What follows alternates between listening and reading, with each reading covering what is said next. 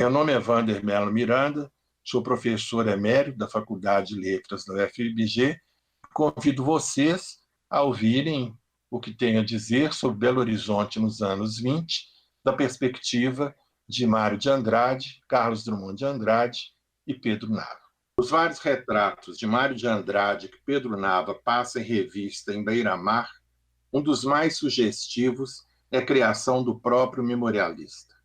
Numa noite de 1924, sozinho na sacada do Grande Hotel de Belo Horizonte, o ilustre visitante paulista transfigura-se, diz Nava, numa espécie de enorme concha eletrônica, munida de óculos, diz ele, que pareciam holofotes varrendo a noite da cidade. O que aí a lembrança ressalta é o inusitado da expressão.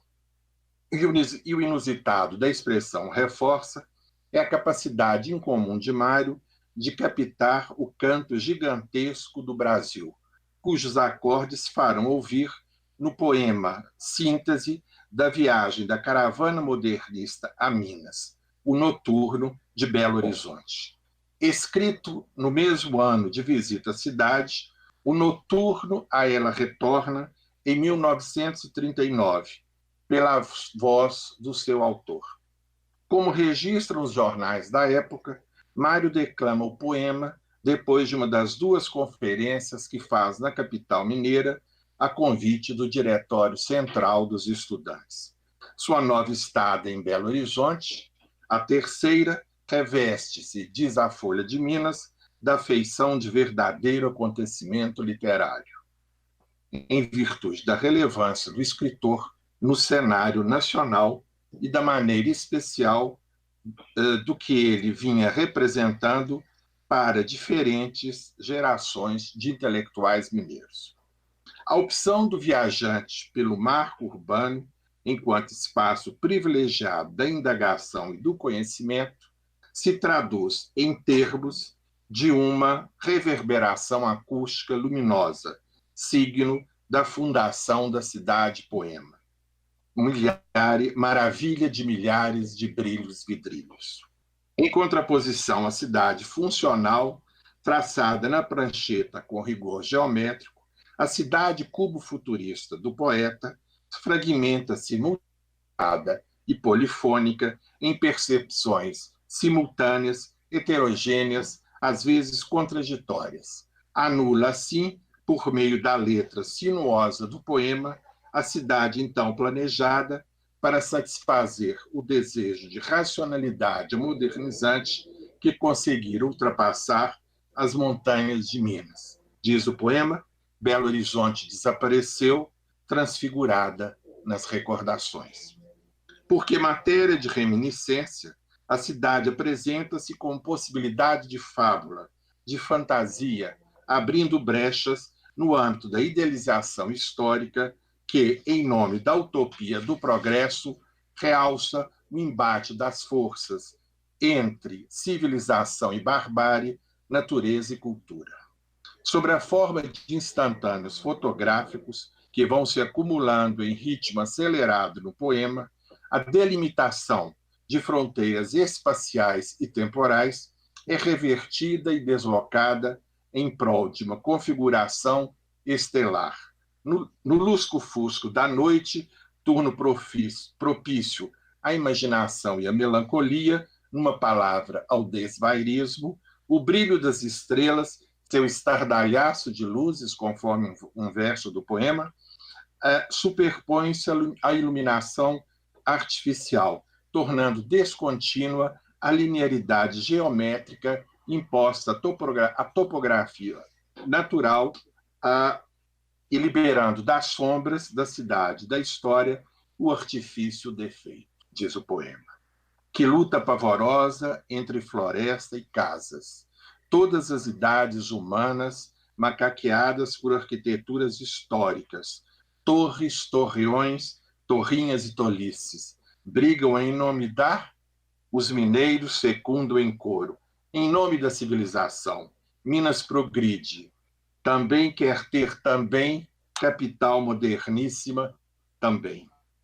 Nada no projeto executado na construção da nova capital remete às antigas cidades coloniais mineiras, cujas soluções arquitetônicas e urbanísticas resultam da tradição mestiça, diria Mário, lentamente amadurecia no decorrer do período colonial.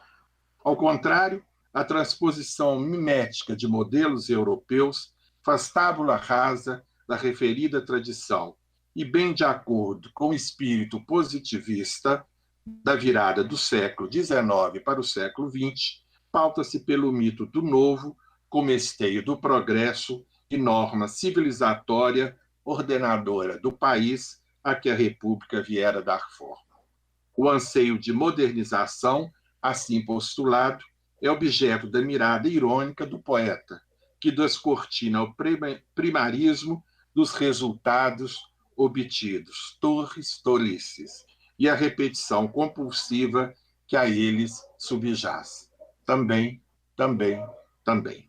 E se reflete em larga escala na atabalhoada adaptação da burguesia local às exigências da moda da urbe moderna. Ao efeito de despaizamento, para usar termo empregado por Mário em Carta Drummond, o poeta Mário reage mediante o rompimento do tecido urbano, situando-se de través oblíquo em relação à perspectiva por este imposta, inaugurando, em consequência, ângulos de visão improvistos, outros horizontes.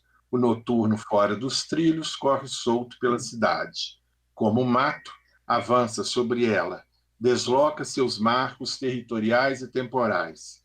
O noturno vira rio. O estouro dos rios começou, diz o poema. O artificial e o construído cedem à força da natureza excluída da ordem dos signos urbanos. A impostação letrada que os informa abre espaço para o resgate da oralidade das culturas rurais ou populares em processo de desintegração. A operação, poética por excelência, se realiza através da mixagem de vozes distintas, a do viajante citadino e a do contador anônimo, ambos perfazendo a figura do narrador, que se atualiza na lenda da Serra do Rola Moça e no caso do coronel Antônio de Oliveira Leitão. História simples, de amores contrariados pela fatalidade da morte, pela fortuna inviolável. Uma construída intencionalmente sobre a forma de uma moda popular em redondilha, com metrificação ingênua, balbuciante, primitiva, lírica, como diz o poeta Mário Drummond. A outra, comentário em prosa, conversa proseada. Diz o poema, mas não há nada como histórias para reunir na mesma casa. Na Arábia, por contar histórias, uma mulher se salvou. Nas 1001 noites do noturno, uma tradição é retomada, estendida em língua do Uão, tão agrado de Mário, além dos limites do traçado retórico do mapa da incipiente metrópole. De norte a sul, as ruas levam nomes de tribos indígenas, poetas inconfidentes, personagens históricos.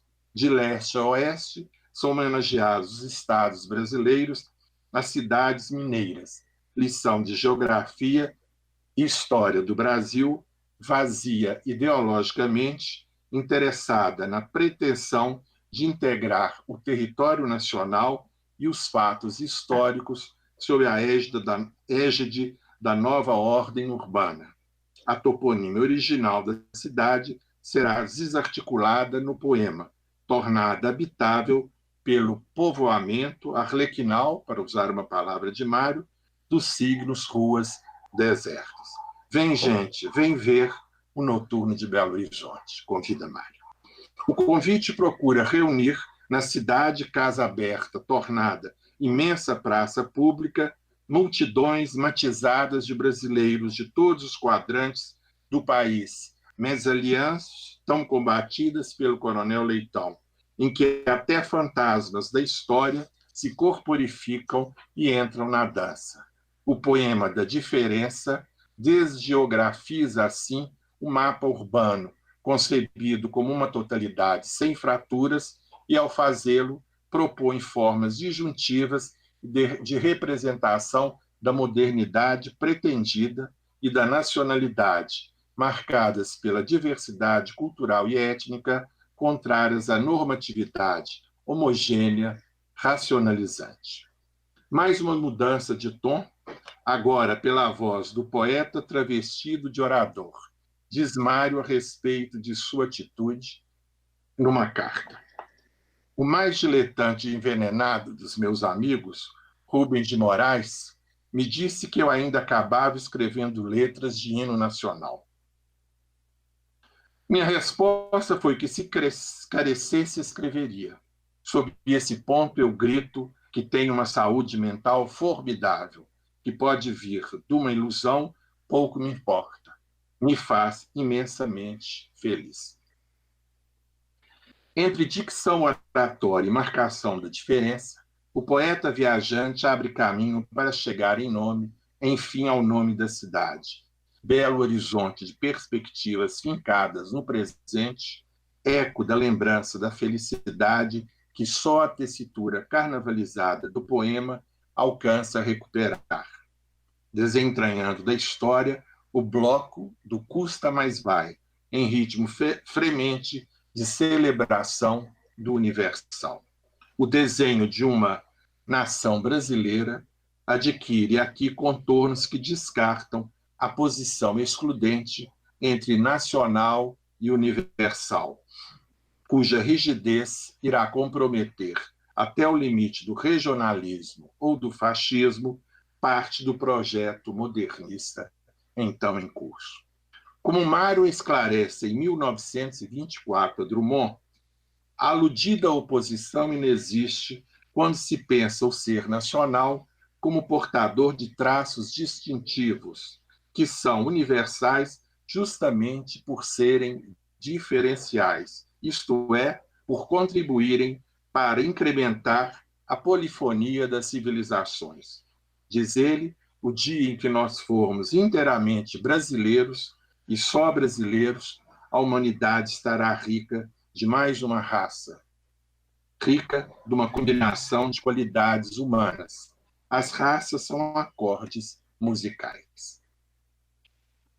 No que pese hoje, certo exagero da proposição, e só brasileiros, como diz o texto, sua estratégia assinala firmemente a negação de uma visão etnocêntrica e hegemônica, portadora de violência e de exclusão. A coda do noturno, ou seja, o seu final, encarna a dinâmica musical das etnias e das culturas.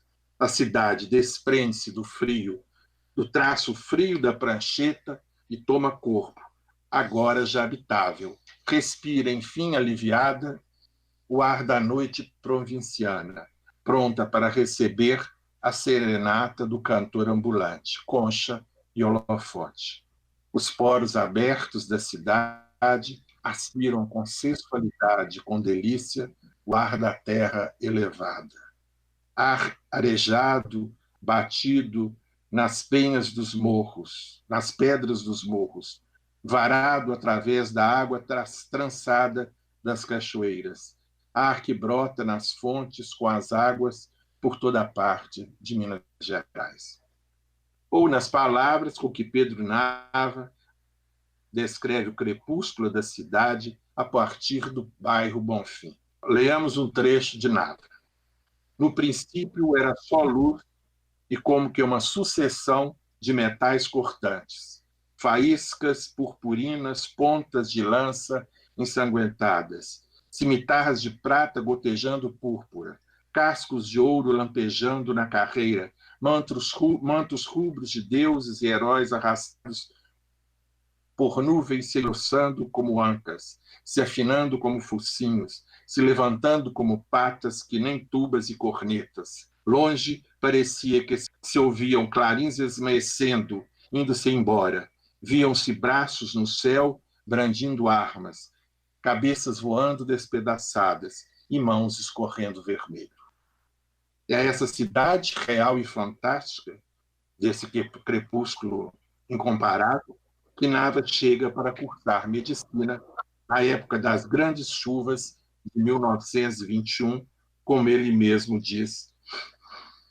A cidade, fundada em 1987, tinha pouco mais de 20 anos, traçada na prancheta e no papel para substituir Ouro Preto, barroca demais para satisfazer o apelo de modernização que conseguira impressionar os mineiros. A concepção do moderno em Belo Horizonte incluía, pois, a racionalidade máxima da cultura, arquitetônica e letrada, e a vinculação do saber do artista ao processo de mudança em andamento, sem dúvida ainda vagaroso. Uma foto da época que confirma as impressões anteriores de Mário mostra a Rua da Bahia, de onde, segundo Nava, diz ele, partiam vias para os fundos do fim do mundo, para os tramontes dos Acaba-Minas. Na foto, pode-se ver sobrados de poucos andares, de estilo eclético, com toldo sobre a calçada, alguns Fords estacionados, raros transeuntes, a linha do bonde riscando o calçamento, a cúpula do Conselho Deliberativo, deserto, silêncio, solidão. Motorra de cidadezinha provinciana que, apesar do traço europeu que os arquitetos italianos e franceses deixaram nos seus primeiros edifícios, teimava em persistir. Drummond sintetiza com humor a situação no poema Encontro, do seu livro de memória Esquecer para Lembrar. Diz ele: vi claramente visto, com estes olhos que a terra há de comer, se não os cremarem, o carro de bois subir insofismável esta soberba rua da Bahia, sofridamente puxado por 7 juntas de bois. Vi claramente visto o cupê de João Luiz Alves, secretário do Estado de Bernardes, descer esta rua soberba da Bahia, cruzar o carro de bois no dia claro e espírito de Minas, fundindo sabiamente a dupla imagem. O paralelismo dos versos vi desfigura uma possível comunhão de termos da dupla imagem do espaço rural violentado pelo artificialismo do processo de modernização civilizatória que, aos olhos do visitante ilustre que é Mário de Andrade, andará par e passo com a apropriação dos costumes estrangeiros por seus habitantes mais abastados. O poeta do Noturno registra, ironicamente, o requinte afrancesado do hotel onde se hospeda. Diz ele: os pratos nativos são índice de nacionalidade, mas o grande hotel de Belo Horizonte servem a francesa. Eh bien, je vous demande un toutou. Vem a batata doce e o torresmo fondant. Drummond, ao rememorar a visita dos reis Elizabeth e Alberto I da Bélgica à cidade em 1920, causa de uma mudança também francesa nos jardins da Praça da Liberdade, dirá com ironia semelhante. Antes, na mesa oficial, degusta macucos trifé à la royale. Amanhã cedinho irá a Morro Velho. Voltando à superfície, Mr. Chalmers oferta-lhe desta vez macucos trufés à jus d'orange. É comida diária no Brasil?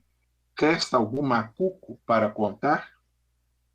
A família belo-horizontina vai aos poucos adaptando-se ao que acredita serem as exigências e modas da urbe moderna, de maneira um tanto atabalhoada, é claro. Os rapazes correm sôfregos aos cines Pathé e Odeon para verem na tela as divas Teda Bara, Pina Menichelli, Francesca Bernini ou Dorothy Dalton.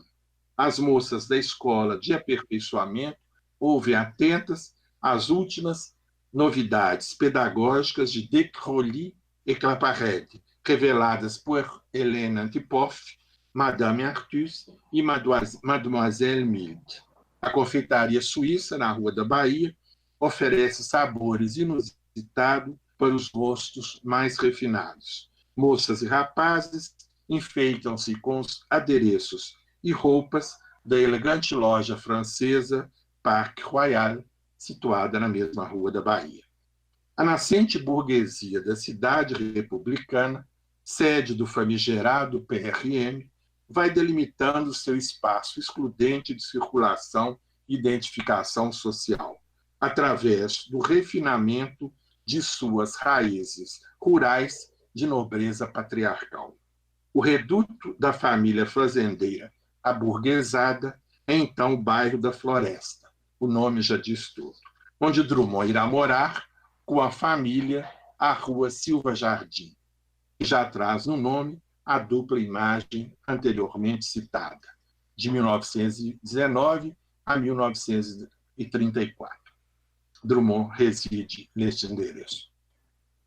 A tranquilidade meio bucólica do local resume, mineiramente pergunto, os fatores que embasam o processo de desenvolvimento da cidade que se quer moderna, sem abandonar a garantia de uma estabilidade político-social contrária em tudo a mudanças bruscas, diz o poeta, rememorando o bairro. Dormir na floresta é dormir em paz de família mineira para todos sempre, garantia em bancos e gado de corte, seguro de vida na equitativa, crédito aberto no Parque Royal, guarda-chuva e vento do PRM, indulgência plena do Vaticano. Nada mais natural, portanto, que o ritmo do progresso da cidade possa ser medido pelo ritmo compassado e pachorrento de um veículo que cruza suas ruas e avenidas. No poema a ele dedicado, Hino ao Bonde, a voz lírica transportada ao reverso no tempo desdobra-se num olhar que, como uma câmera fotográfica, capta atentamente a paisagem citadina e vai soerguendo em playback montanhas, bares, palacetes Art Nouveau, colégios, alpendres de casas modestas, jardins, homens e mulheres. No passeio de torna viagem ao passado, a cidade é reconstruída fragmentariamente e do posto de observação privilegiado do poeta memorialista, renovada a geografia pessoal e social então se desenha, reconciliando com uma Belo Horizonte vista de início como hostil, mas tornada familiar pela reminiscência, como a mítica Itabira da infância. A nova cidade pode ser, assim, vivida por Drummond como sua casa particular aberta ao povo, diz ele, na medida em que é inscrita no outro nível de relações interpessoais e afetivas, que, embora diferente daquele do espaço itabirano, reconduz o poeta ao âmbito da experiência que o primeiro contato com a cidade fazia supor. É o que se pode ler no poema Casa Sem Raiz, que, em Esquecer para Lembrar, introduz o registro da vivência belo-horizontina do poeta. Nele, em contraste com a casa de Itabira, a casa da floresta emite, diz ele, um timbre sem história, no qual não ressoam mais com tanta força os tambores do clã, diz ele ainda, e no qual o poeta não se reconhece. E conclui, é amplamente o vazio biográfico, autobiográfico. Cabe então preenchê-lo pela linguagem, fonte e esteio de novas experiências. A cidade-casa, suposta habitação de um eu moderno, das palavras do poeta, traz seus espaços e cômodos flagrados por Drummond, esquadrinhados por Nava, ambos companheiros de vida, cidade e memória. Um estudante de farmácia que exercerá a profissão, preferindo ser amanuense e poeta. O outro, estudante de medicina, médico dedicado, depois escritor tardio e surpreendente. O encontro dos dois, início de duradoura amizade, se dá por volta de 1921, logo após a chegada de Nava à cidade, onde Drummond já morava há 2 anos. Em Beira-Mar, mediante a consulta a fotos da época, Nava relembra o perfil esguio, os constantes óculos, a cabeleira ainda basta, o ar reservado, a magreza desempenada de Drummond. Da formação intelectual e literária de ambos, ressalta as leituras compartilhadas por meio da indicação segura do poeta a selecionar, na abertura dos caixotes de livros da livraria Francisco Alves, as obras a serem lidas. Muitas delas, razão do anatolismo dos mineiros, condenado por Mário. Mais do que isso, Nava historia minuciosamente a constituição do Grupo Estrela e a regimentação em torno de Abigail Renault, Emílio Moura, Milton Campos e Drummond, de jovens da cidade, entre os quais ele próprio se incluía, e a qual chama de roda de insubmissos estéticos e políticos. Insubmissos marcados por um tempo, diz Drummond, em que governa de Pansiné Raul Soares, Viaí Melo Viana, e Bernardes domina do alto de Pansiné Redondo o céu nacional. Insubmissos contra uma cidade, segundo a síntese iluminadora e irônica de Nava, e na expressão oblíqua e ironicamente erotizada do narrador de Beira-Mar. Diz ele, profundamente quieta e bem pensante, que amava o soneto, deleitava-se com sua óperazinha em tempos de temporada, acatava o santo ofício que censurava, por sua conta, os filmes. Suas moças liam Ardel, Dely, a Bibliothèque de ma fille, a Collection Rose, não conversavam com rapazes e faziam que acreditavam que as crianças pulsavam nas hortas, entre os pés de couve, raminhos de salsa, serralha, bertalha e talhos de taioba, na expressão oblíqua do narrador de Beira-Mar. Vale a pena repetir. Ao seguir, de certa forma, o diapasão de uma Belo Horizonte que, por volta de 1922, tinha vaga ou nenhuma notícia dos futuristas de São Paulo, os jovens literatos do Estrela, depois modernistas de Minas, se satisfaziam com um pequeno papel, diz Nava, de pequenos incendiários sem tutano, de atear completas labaredas. Não diz Drummond isso. Pequenos incendiários sem tutano, de atear completas labaredas. Ou se viam constrangidos, mesmo após o encontro decisivo e didático com Mário, Oswald, Tarsila e Sandra, de visita à cidade na caravana de 1924, a contribuir com o jornal que perfilha 2 diários num só. Diz Drummond, Boletim do PRM, Clarim do Modernismo, Usina de Poemas Sem Metro, Porta-Voz Mineiro de Mário de Andrade, Sentinela Conservadora das Alterosas Políticas, quem entende esse asilo de doidos mansos burocratas. Após a visita da caravana paulista, o fato cultural mais relevante da cidade é o lançamento, em 1925, pelos componentes do Grupo Estrela, do primeiro número de A Revista, que se torna o órgão de divulgação das ideias modernistas em Minas. Graficamente discreta, sem espalhafato, inclui contribuições arrojadas dos jovens do Grupo Estrela e de nomes de São Paulo e do Rio de Janeiro, como Mário de Andrade e Manuel Bandeira, por exemplo, bem como colaborações passadistas da cultura oficial do Estado. Ocupei o carro de bois cruzando de novo a urbe que se quer moderna. Assim, a Belo Horizonte segue trilhando com cautela, nos anos de 1920, os caminhos da renovação artística e intelectual em curso à época e se apresenta como um livro em cujas páginas os escritores memorialistas vão escrevendo sua história pessoal e comunitária, como reminiscência do tempo perdido. Após mais de um século, a cidade guarda ainda, deslocado e imprevisível, seu caráter enigmático, lagunar e suspeitoso, um jogo de luz e sombra, mesmo numa época em que tudo parece exposto à luz e à claridade ofuscante dos meios digitais.